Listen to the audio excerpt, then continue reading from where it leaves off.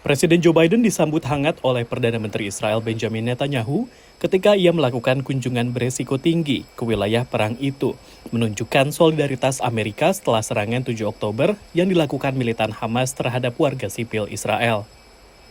Di Israel, Biden membujuk Netanyahu untuk mengizinkan bantuan kemanusiaan internasional masuk dan membantu 2,2 juta penduduk Gaza yang sangat membutuhkan makanan, air, dan bahan bakar. Israel agreed the humanitarian assistance can begin to move from Egypt to Gaza.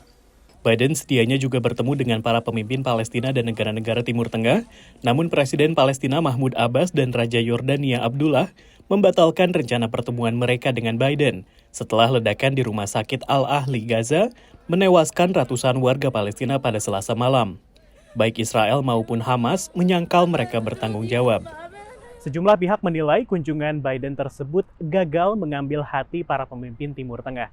Padahal sepekan sebelumnya Menlu AS Antony Blinken telah bertemu dengan para pemimpin di kawasan tersebut, termasuk dari Israel, Palestina, Mesir, dan Yordania.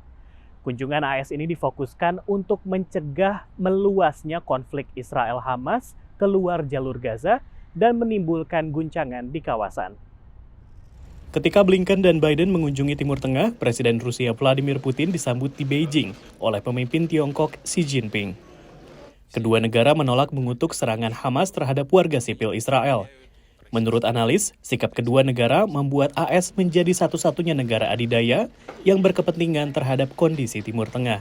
It is the only superpower that has real military assets, and that's not just assets that it's going to give to Israel in the conflict. It's the 2 aircraft carriers in the Eastern Mediterranean. It's the security relationships with Jordan, with Egypt, with Saudi Arabia, with surrounding countries, and it is the diplomatic bandwidth to do the kind of conversations and activities that you've seen Secretary Blinken and the President engage in.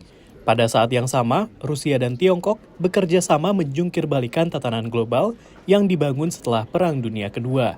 And now that Xi is hosting Vladimir Putin in Beijing, it's a continuation of this deepening partnership to try to drive chaos in Europe, to drive chaos in the Middle East, to eventually try to drive chaos right in China's front yard. Tetapi pakar lain mengatakan bahwa tidak seperti Rusia, kepentingan Tiongkok di Timur Tengah mungkin lebih sejalan dengan kepentingan Amerika, yaitu stabilitas di kawasan di mana Tiongkok menjalin hubungan dagang. Dari Washington DC, Rio Tuasikal dan tim VOA.